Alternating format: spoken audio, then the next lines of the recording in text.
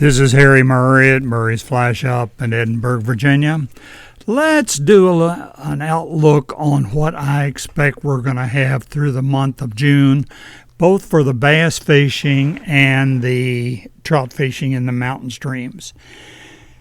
On the bass fishing, the water temperatures has really warmed up quickly, and we're getting pretty good smallmouth fishing on the hard surface bugs.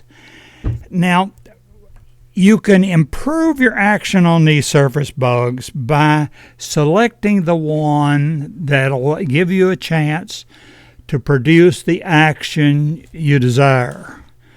In other words, all bugs aren't equal on fishing in the surface. Now, the shape of the bug's body and the cut of its face governs the action you can get out of it.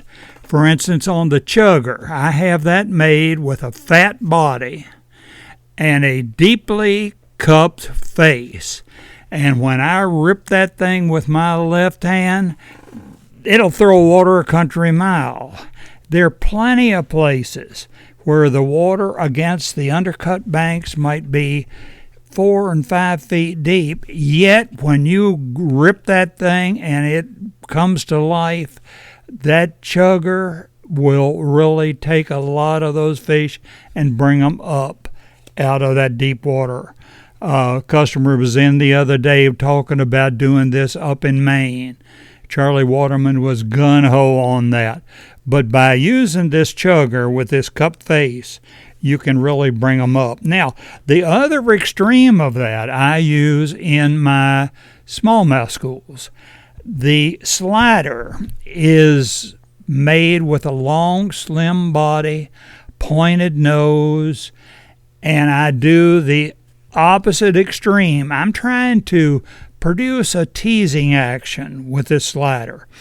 There's one place that I do my schools and smallmouth fishing that the water is probably 3 feet deep, heavily shaded bank, cobblestone bottom, just typical smallmouth water, and I get some of the beginners over there that can't cast very far, but I have them fish that slider back in there and just impart a very slow teasing action, and they catch bass after bass after bass. So you got the chugger, which makes a racket, the slider built entirely differently, that will do a sort of a teasing action. Now, the overall bug that most of us use is that Shenandoah blue popper.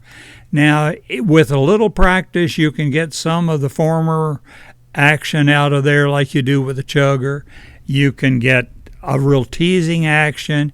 It's made with a uniform body with a very sharp up-sloping face. So the Shenandoah blue popper really is very, very versatile, and you can get a lot with it. But just remember, this is really coming into the bug season, so take advantage of it. And any time it's at all possible, try to fish these against the shaded banks. Okay, let's look at the trout. The trout streams are still in beautiful shape. Water temperature, I took just a couple days ago, was running 61 degrees. There's some good surface fishing going on right now. Little yellow stonefly and the sulfurs are hatching, and both of those hatches will increase as the month goes on. There are plenty of terrestrials out there, so they're between the little yellow stoneflies and the sulfurs and the terrestrials out there, we've got good surface fishing right now. Now, I would definitely taper down to 6X on these. These 6-foot 6X leaders we've built a couple years ago have really gone over big time. So that gives you a real delicate presentation. Now, I use a puddle cast or a lazy S cast in order to get a natural drift on these flies. I want my flies, especially the the mayflies and the stoneflies, I want those to drift just like a natural insect. And in order to do that, I'm going to use either the puddle cast or the lazy S cast, which gets you that natural drift. Now, with all of these insects on top of the water, there are many times if you come into, say, a relatively large mountain pool, you're going to see serval trout feeding on the surface. Now, get greedy. If you just use a normal technique, cast your dry out, hook the fish, bring him in, gently release him, all that, that guy spooked everybody in that pool. So even though you may have seen 3 or 4 trout rising in that pool, if you use the conventional tactics of hooking him, bringing him, releasing, he has spooked everybody in that pool. Now, several years ago, I started using what I call a pop strike. Pop strike, I'm coming into that same pool now. There are 4 trout out there rising. I cast my fly just as I would in a normal presentation, try to get a natural drift. When he comes up and sucks that in, I instantly set the hook quickly with the left hand, and almost that very second, I've got him. I'm giving myself 99.9 on that because I know I just hooked that. But rather than bring him in and fight him and splash him and scare everybody else in that pool, I release the pressure on that guy. And I'm talking about my pop strike. I set the hook. I got him. I'm giving myself pressure. I release the pressure on it. And that guy swims away. Half the time he doesn't even know he's been hooked. Now, if you're using that pop strike, it's quite possible you could catch 4 fish out of that same pool out there that are feeding on the surface. So experiment with that and see how you feel about it. Yes, certainly, sure you want to take a picture or two, but when in doing that landing, take a picture, release him, you just spooked everybody in the pool.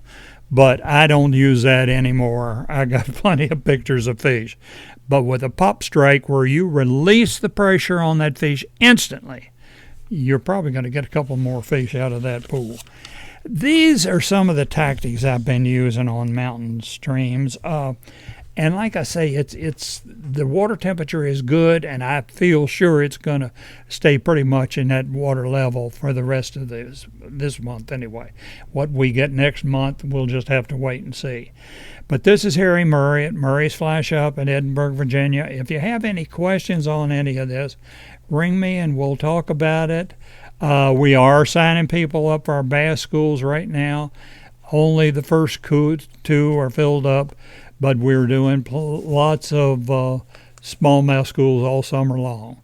So ring us at the Fly Shop at Edinburgh and talk to Rhonda, sign up for these bass schools, and I think you'll have a great time on them. Our phone number at the Fly Shop here in Edinburgh is 540-984-4212. Thank you very much for listening.